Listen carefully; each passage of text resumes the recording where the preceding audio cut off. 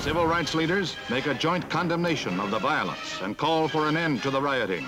President Johnson, using firm words, urges the nation's citizens to support the maintenance of law and order.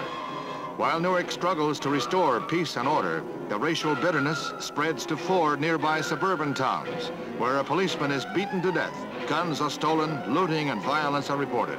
New Jersey, a state under siege. Starting in the early 60s in the cities, in the inner cities especially, with the assassinations of people like Martin Luther King and Malcolm X, the black population was becoming increasingly infuriated. They were already downtrodden through lack of civil rights, but that sort of was the ignition, the fuse that set it off when their leaders, the few leaders that they had, were being killed one by one.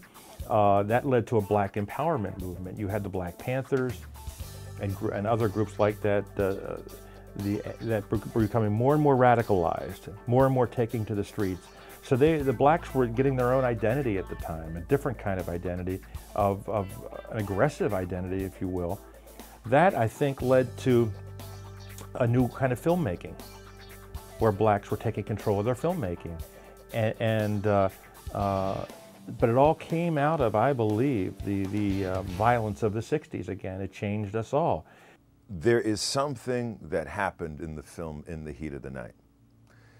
Sidney Poitier is in the greenhouse, and this rich white man smacks him, and he smacks him right back. Was Mr. Colbert ever in this greenhouse, say last night about midnight?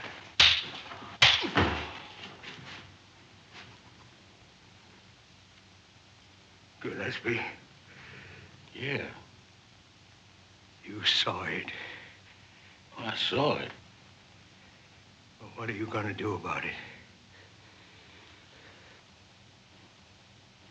I don't know.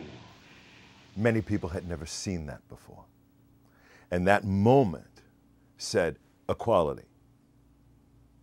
I see these so-called blaxploitation pictures as an extension of that moment. The Godfather of Harlem is doing it again. In Black Caesar, he ate up the town. Now, he's hungry for more.